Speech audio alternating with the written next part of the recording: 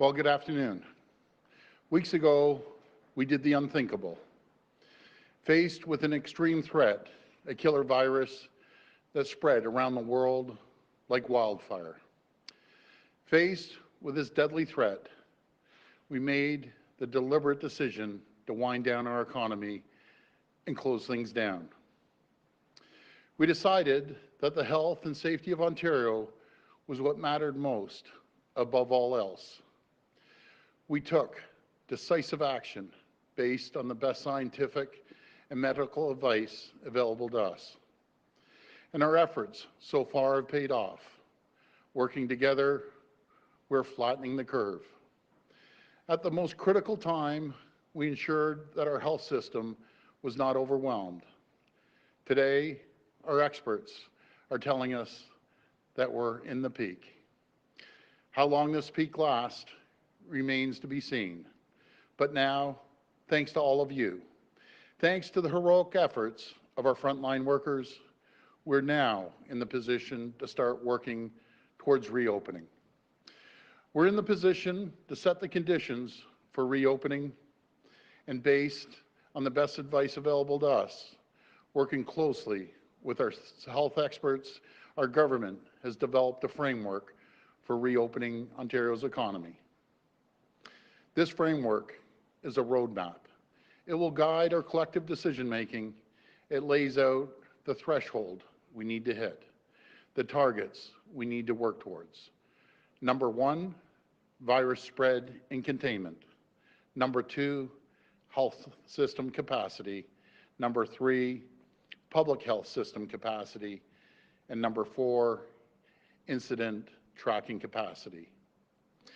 The framework is about how we're reopening, not when we're reopening. And let me be crystal clear. As long as this virus remains a threat to Ontario, we will continue to take every precaution necessary. We will continue to act based on the best advice available to us. No one wants the economy to open up more than I do, but we can't take anything for granted. We can't take unnecessary risks because we've seen around the world that all it takes is one person. If precautions are not taken, one person infected with this virus can spread it to hundreds of others. My friends, our future is in our hands. Because through our actions, by taking the advice seriously, by doing our part, we will determine when things open up again. The steps we are taking are working, but progress doesn't mean we can quit now.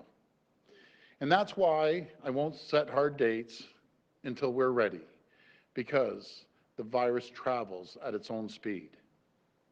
We must ensure our plans for reopening the economy reflect Ontario's unique situation. They must be responsible, they must be measured, and they must be guided by our Chief Medical Officer of Health, our command table, and our health experts. And I know how hard it has been for people. I hear and see the struggles every single day. Children walking by the playground, hoping they can play on the swings. Many sons and daughters seeing a loved one only through a window. Mothers and fathers dreaming of embracing their children for the first time in months. Grandparents aching to hold their first newborn grandchild.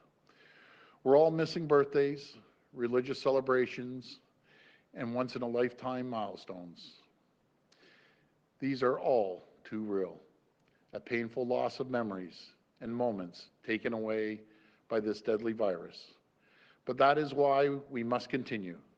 It is why we are staying on the path of solidarity as a province, slowly, methodically, and gradually opening the economy. So this is the only time people will miss these moments. Together, we will create a lifetime of joy and special moments, time spent with family and loved ones, memories and moments that will never go away. Thank you, and God bless the people of Ontario. Now I'll pass it over to Minister Elliott. Thank you, Premier, and good afternoon. because of the collective efforts of all 14.5 million Ontarians to stay at home and stop the spread of COVID-19, we have dramatically reduced the number of cases in the province. Most importantly, together, we have saved lives.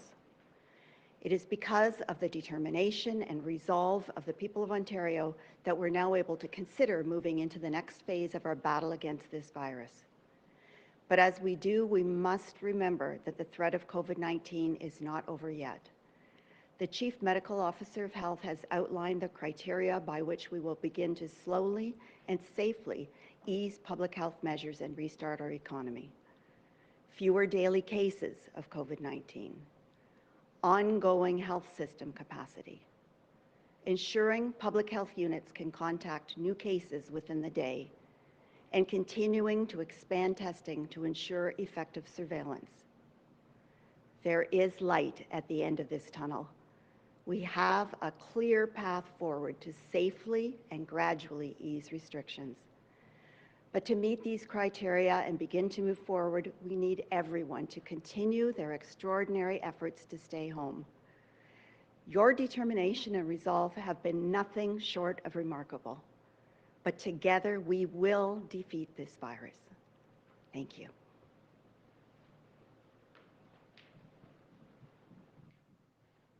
Good afternoon, and thank you, Minister Elliott, for those comments. Under the leadership of Premier Ford and Minister Elliott, we have made incredible progress, and we are all eager to reopen the province. But I know from speaking to my constituents in Ajax and people across the province that we're also cautious. We don't want our hard work and sacrifice to be for nothing. That's exactly why we'll take a gradual, staged approach to reopening the province. We are releasing this framework today because while you're doing your part, whether that's working on the front lines or staying home to keep each other safe, our government is doing ours by charting the course for what comes next. The reopening phase of our plan will happen in 3 stages. We aren't going to reopen everything at once. Instead, we're listening carefully to the advice of our health professionals and opening in a way that's responsible, assessing progress for 2 to 4 week periods before going further. In each stage, there will be a natural progression in how workplaces, services, and public spaces can operate. Those that are lower risk or can immediately meet public health guidance will open first. And as we continue to get the outbreak under control, we'll continue to ease the restrictions.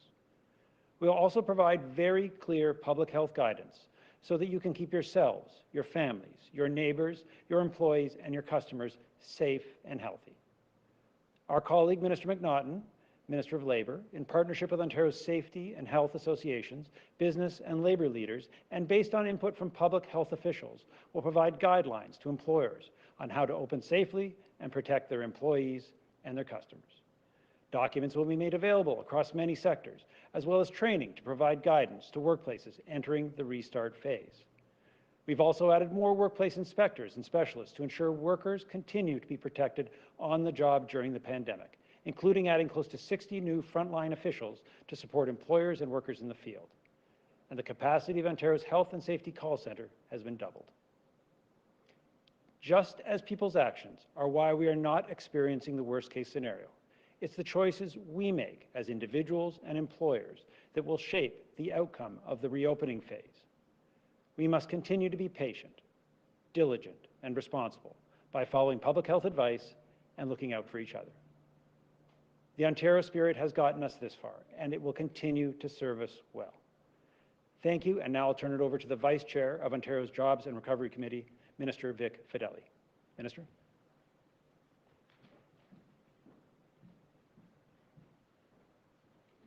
Thank you and good afternoon. Despite the rapidly shifting landscape, one thing has remained the same: Ontario's ability to come together in times of adversity, roll up our sleeves, and get to work to support each other.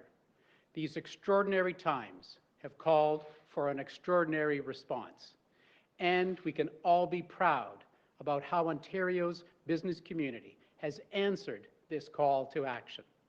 Since the launch of the Ontario Together portal, more than 18,000 submissions from businesses and individuals across Ontario have been received. More than 9,000 emergency supply leads have been converted into nearly $175 million in purchases of critical supplies and equipment to support staff on the front lines. We applaud all businesses, big and small, for taking action to support their fellow Ontarians, especially our essential businesses that make up such a key part of our economy. You have stayed open, and your employees have overcome incredible challenges to keep working. You've kept critical components of not just Ontario's supply chain, but in fact the entire country's supply chain moving. And many of you have shifted gears from your core lines of businesses and found ways to supply critical products to our frontline medical personnel to keep us safe. We recognize the immense toll the outbreak is taking on all business owners and workers. Our methodical approach will allow us to make sure we keep everyone safe as we get our economy going again. The same cooperation and leadership we saw in homes, communities, and in businesses that have helped flatten the curve will help us get our economy back into high gear. Importantly, the framework announced today by the Ontario Jobs and Recovery Committee includes an outreach strategy. The government and members of provincial parliament will consult with key sectors and all regions to assess the impact of COVID-19 and include their input in our plan to move forward. There is lots of work to do, but together we can ensure our economy will resurface stronger and more dynamic. We will continue to lead as the economic engine of our nation and as a province who bands together to take care of one another during times of need. Thank you. Online for questions. Just a reminder, it's one question, one follow-up. First question. This question comes from Rob Ferguson from the Toronto Star. Please go ahead. Hi, Rob. Hello, everyone. I think this is best addressed to Minister Elliott. In the plan, it mentions for Minister Elliott. In the plan, it mentions that hospital cases will have to be going down, and we've had this increase in the last week or so. They've gone up from about 800 hospitalizations to almost 950. That's about 18%. Do you have an explanation as to why that's been happening, even though the numbers in intensive care and on ventilators have been relatively stable? Well, we know that there have been some patients that have been moved from their residences in long-term care homes into hospitals because they need assistance. But the fact does remain that we have been able to expand our hospital capacity significantly in order to deal with COVID-19. Fortunately, we're not in the same situation as many other jurisdictions where there weren't enough hospital beds or ventilators to deal with the cases of COVID-19. We are fortunately in a place where we do have that capacity. We are able to continue to expand. We hope we don't need to because of COVID-19, but we are also developing a plan for bringing back elective surgeries, specifically cancer surgeries. We know that there is a big backlog of those cases outstanding.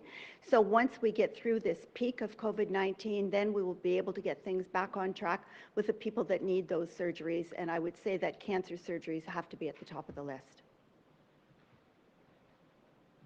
Okay, as a quick follow-up, in the document it also mentions about having to have more testing and contact tracing in new ways. So I'm looking for some specifics on that because we're still not even testing 13,000 samples a day. Well, we are at about 12,500 day to day. We are aiming for 14,000. That will allow us to continue to do the testing that we need to do, both in terms of long-term care homes, retirement homes, and other congregate care spaces. But we'll also be able to do more in the community on surveillance testing to make sure that there aren't any areas that, that might break out. We need to be able to do that and make sure that we have the public health capacity to follow up on contact tracing within a day. So there still is more work to do in terms of keeping the number of cases down. We're starting to see a slight downward trend over the last 3 days, but we don't know whether that's actually a trend or just a coincidence. So we will be following that very closely. So there are those 4 criteria that need to work together to allow us to then be able to start opening up the economy more. Next question. Next question comes from Colin DeMello from CTV News. Please go ahead. Hi, to the Premier. Your document says that you need a consistent 2 to 4 week decrease in the number of daily new cases. Do we believe that we are in that period now, whether we're at the beginning or the middle of it? Do we believe that we're in that period right now? I guess if we're talking about the framework and when we're going to reopen, Colin, and as I always said, this is a roadmap. It's not a calendar. It's a roadmap. So we're going to continue working hard, and I just encourage everyone, please continue following the protocols. We've come so far with this fight, and we just don't want to give up now. We want to continue moving forward, and the quicker we see the numbers come down, the quicker we can get things back to normal. But right now, we have to keep following the protocol. Thank you, Premier. And your framework doesn't really have a lot of details in terms of the types of businesses that can return. So, for example, in stage 1, it simply says opening select workplaces that can immediately meet or modify operations to meet the public health guidelines. Can you give us an example of what types of businesses would be allowed to reopen in the first stage of your roadmap? And will those employees be required to wear PPE like masks and face shields? Well, I understand, and before I pass it over to the Minister of Economic Development, I fully understand people are itching to get back to work. I hear it. I talk to these people. And Colin, there's no one wants to open up the economy more than I do. I know we're seeing some challenges with the economy right now, but I'm totally confident. We had the economy on fire before, and I'm confident we're going to do it again. We're going to light a fire underneath the economy, but I'll pass it over to Minister Fedeli. Thank you very much, Colin. As you saw, this will be opened in stages, and as the Premier and Minister Phillips and Minister Elliott said, this is a roadmap. This is not a calendar, and there are no specific businesses going to be outlined today. This will be done on an as required basis and taking our guidance on a daily basis from the health officials. Thank you. Next question. Next question comes from Sean Jeffords from the Canadian Press. Please go ahead. Premier, I know that you've taken great pains today to talk about the fact that this is a roadmap, it is not a calendar. I think a lot of people are going to look at this document today and be disappointed it's not a calendar and that it doesn't have specific timelines here. What would you say to people who, frankly, were hoping for something more concrete? Well, this is a conversation that we're just starting right now, and again, as mentioned to Colin, I want the economy to get going. Believe me, I want it to get going, and I understand the pain a lot of companies and people are going through and the pressure, and it hits home. I'll tell you, I talked to someone yesterday, actually on Sunday, and they asked me the same thing. When's the economy going? And you talk about pressure. This gentleman called up and said, my wife lost her job. I'm temporarily laid off. I have 3 kids. And even with the payments from the federal government, how do we survive? You know, that hits home with you. And I'm a business person. I understand the pain he's going through.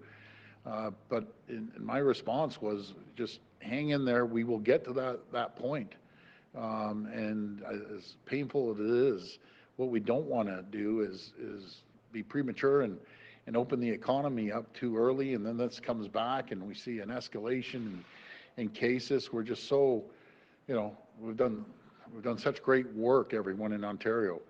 So I hear you, but this is a conversation, and this conversation will get better as we see the needle move and we see the flattening of the curve more. And I have to thank everyone in Ontario, the 14.5 million people.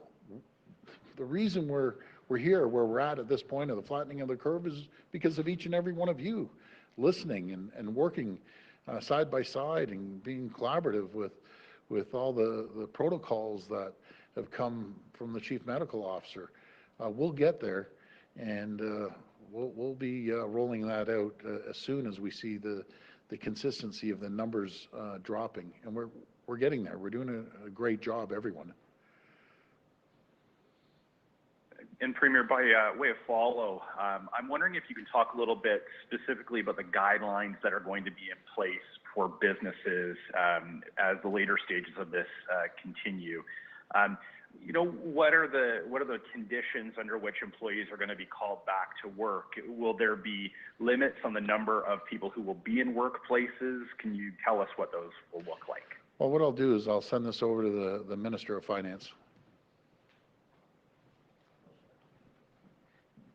Thank you. Of course, driven by the best health advice and the work that's being done at the Ministry of Labour, what we've committed to is to provide clear guidance for workplaces so that and this guidance will come as soon as it's available, so that employers can start to make the plans that they need to make so that they can prepare for being able to reopen.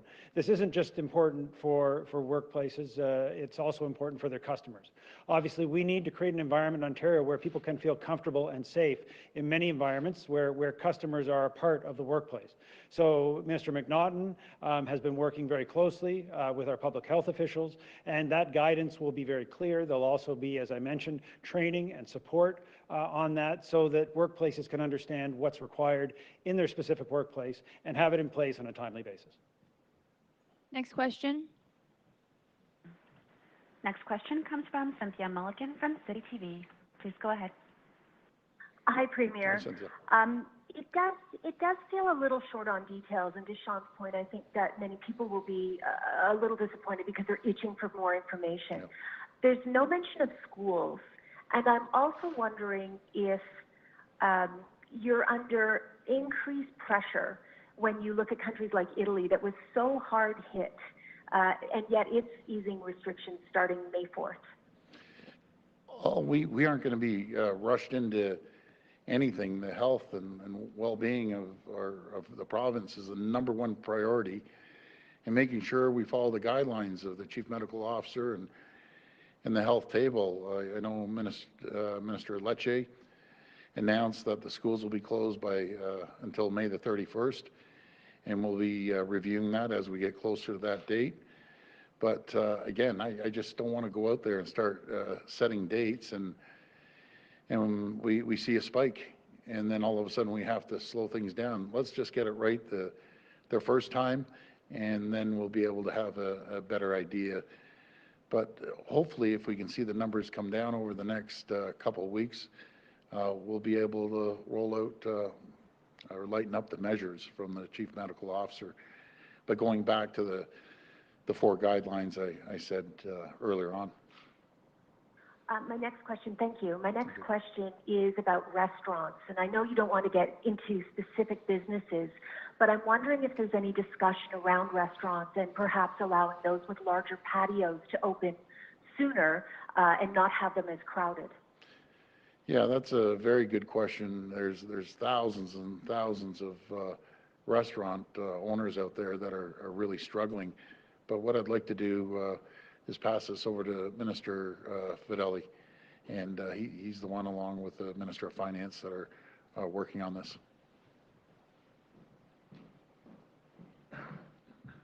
Thank you very much, Cynthia. So you are going to see this come out in a staged program, and we're going to continue to consult, as I said in my remarks, with all of our sectors. All of the MPPs are going to be consulting with each and every sector within their own community and right across Ontario.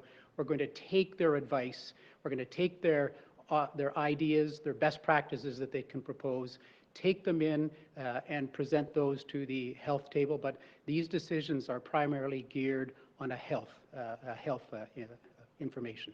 Thank you. Next question. Next question comes from Laura Stone from the Globe and Mail. Please go ahead. Hi, Premier. Hi, Laura. I'm struck in the document to the reference about this being the new normal. So, what do you think this means for Ontario for the next few months, but even for this year? Is this, the way we're living now, going to be the quote-unquote new normal for Ontario in 2020? Well, we're going to have to see. I think life and business is going to change overall based on technology and other areas, and you know, we're doing things differently, and there's an opportunity to change things for the better. But the quicker these numbers come down, Laura, the quicker we can go back to the semi-norm, as we say, and if we can continue working as hard as everyone has been working, then these numbers will come down, and then we'll get back to as normal as possible, and until we get a vaccine for this virus, and it's a little ways off. I don't think it's going to be 100% normal. It won't go. I don't think it will ever go back to where it was before because our lives have changed, and we're doing things differently, and we're just going to have to keep moving forward. And again, the quicker we can get this flattening of the curve to go south, then we can get back to semi-normal. And just to follow up, in the document as well, the reference, even in phase 3 or stage 3 of the restart phase, saying no concerts or sporting events for the foreseeable future. So in your estimation, are we going to have a summer without concerts, without sports games that we can attend at the very least? Is that what you're seeing now? Is that what you're predicting for at least the summer here? Well, Laura, I wish I could have a crystal ball and see where we're going to be in August, and I'm just praying that it's going to go the right way until we can, you know, possibly do that. But I just don't want to say right now, and I don't want to commit.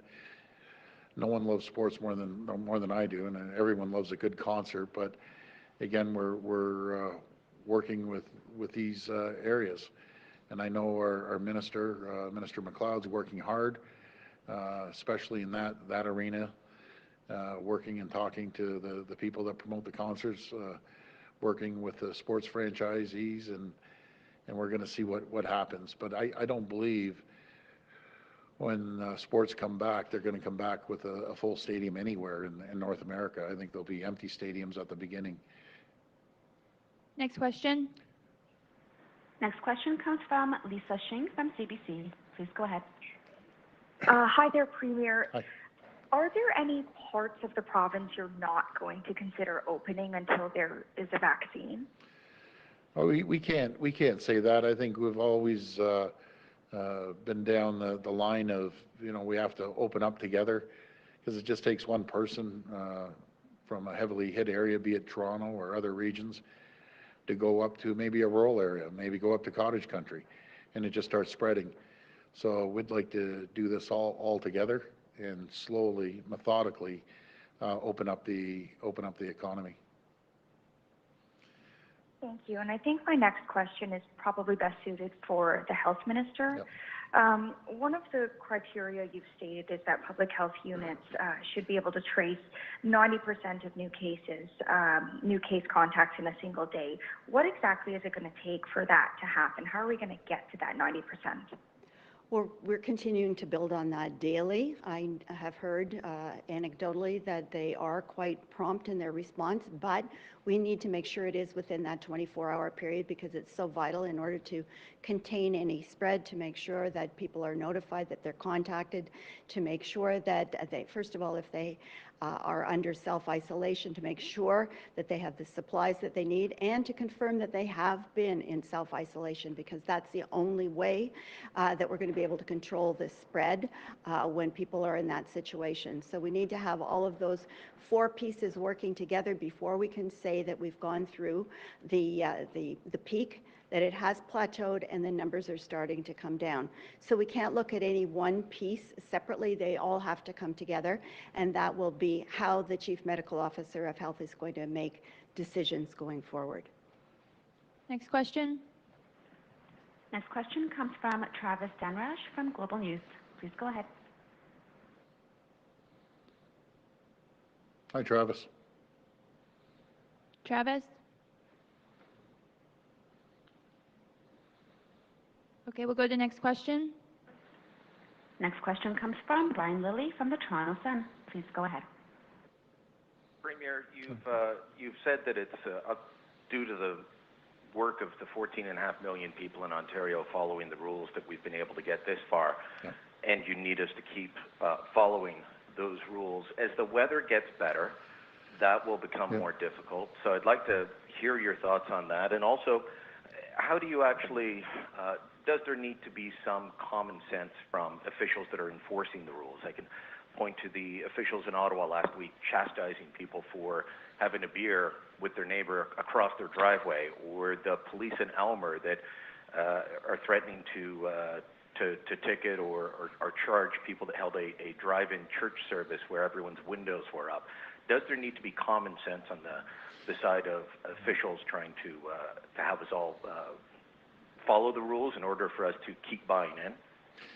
Yeah, well, I appreciate that question, Brian. I think in life in general, you have to use common sense, but I have all the confidence in the world in our police. That would fall under their jurisdiction. If they, they see a neighbor having a beer with someone, again, that's going to be up to the police. That's not going to be up to us. And I have all the confidence they're going to use good judgment on that, and and talk to the people. But again, I can't comment for the police. I don't direct the police. That's going to be up to them. But I think in life in general, common sense is a good thing. Are you concerned about the fact that it is getting so nice outside that people will start going to the cottage more? You've talked about not going to the cottage more, but again, one person going up north can spread this. Are you concerned that people will just stop following the guidelines that are out there right now? Well, I hope they won't, and I understand it's going to start getting warm, and and people are going to get a little antsy to get outside. I understand it.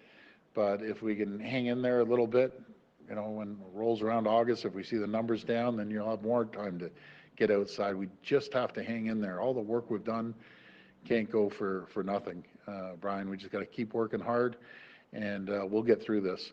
And with the economy, not too many areas in North America can say this. I have so much confidence in the people of Ontario and in our team. We did it before, and I'm not going to get in the weeds, but we inherited a mess, 300,000 jobs lost.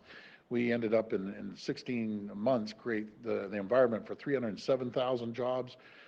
With the team behind me and the rest of our team and the people and the ingenuity of these businesses, we're going to ramp it up like this province has never seen before. People will get back to work. We'll have the economy booming once again. That I am confident about. So we're going to get it done, and just bear with us and keep working like you have for the last couple months. We'll get through this. Okay, we'll try Travis one more time, and this will be the last question.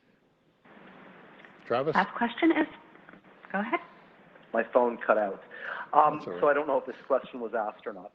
So stage one, we aren't at stage one yet. And these stages could take upwards of 4 weeks or so, and they could be rolled back if we see a surge in COVID cases.